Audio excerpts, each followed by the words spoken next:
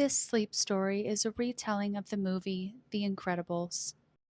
It's the era of the superhero. Mr. Incredible and Elastigirl are two of the top crime fighters in the game, and even better, they're about to be married. Cue wedding bells.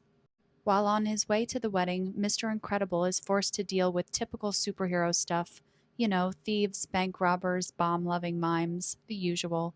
A young fanboy named Buddy Pine shows up in the midst of a confrontation, demanding that he become Mr. Incredible's sidekick.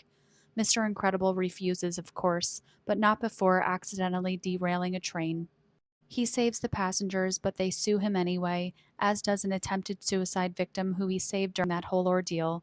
In response, the government enacts the Superhero Relocation Program, which bans heroes from using their powers and demands that they anonymously rejoin society. So, Mr. Incredible is now Bob Parr, and Elastigirl is Ellen Parr. They have three kids: Violet, who can turn invisible, Dash, who has super speed, and Jack Jack, who doesn't have any powers except being a baby. Bob works at an insurance agency, and to put it frankly, he's pretty miserable. Bob pines for his former life as a superhero. His way of coping? Going out on late night crime fighting runs with his former superhero pal, which does not go unnoticed by Helen. She's furious that Bob is reliving his glory days at the expense of his family. One day, Bob gets so frustrated with his job that he throws his boss through several walls with his super strength. He's fired, of course, but the government lets him off the hook. He doesn't tell Helen any of this either. When he returns home that night, he finds a strange tablet in his bag that plays a video of a tantalizing offer from a woman named Mirage. She wants him to become Mr. Incredible again to stop a rogue robot from destroying a secret government facility. His dream has come true. Bob tells Helen that he's going to an insurance conference and heads to the mysterious island, where he easily defeats the robot, dubbed the Omnidroid. Bob is revitalized when he returns home. He works out a bunch and even gets himself a sports car. In other words, he has a midlife crisis. Helen grows suspicious with all of the change in attitude and wheels, not suspicious that he's secretly moonlighting as a superhero, but that he's having an affair. She knows something is up when he heads off to another conference. In reality, Bob is heading back to the mysterious island for another job, where Mirage promises he will meet the new benefactor behind his missions. The benefactor is revealed to be a supervillain named Syndrome, once known as Buddy Pine. Brokenhearted by Mr. Incredible's rejection way back when, Buddy turned his prodigious intellect to evil, building the Omnidroid and using it to kill a bunch of former superheroes. He plans on releasing the Omnidroid into a city after defeating Mr. Incredible, then stopping the robot himself and pretending to be a hero.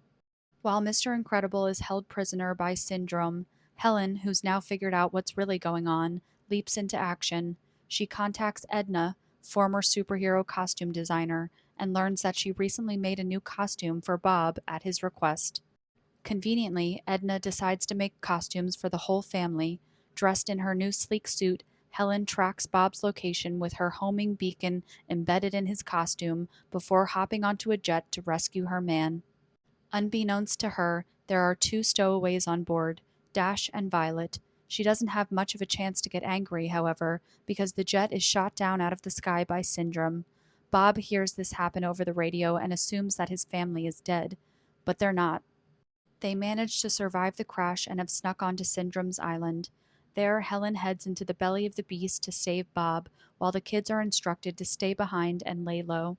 Long story short, Helen rescues Bob, but not before Syndrome launches the Omnidroid into civilization.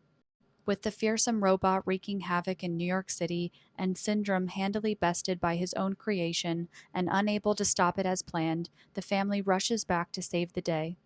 With the family now working as a team, the Omnidroid is no big deal at all. They take the robo-monster out and return home to check up on Jack Jack, assuming that the day has been successfully saved.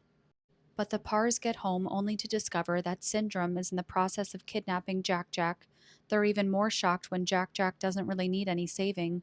The little baby transforms into a bunch of strange and fearsome forms, revealing himself to have ample superpowers and causing Syndrome to drop him.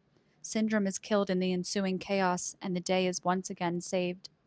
With their adventure behind them, the Parr family is closer than ever. Bob and Helen have rediscovered their spark. Dash is now allowed to play on sports teams despite his super speed, and Violet now has the confidence to approach her crush. So the family seems happy and content as they exit one of Dash's track meets, only to be met by a new supervillain, the suspiciously mole-like Underminer. Before you have a chance to say incredible, the family already has their costumes on, showing that this superhero team-up was no one-time lark.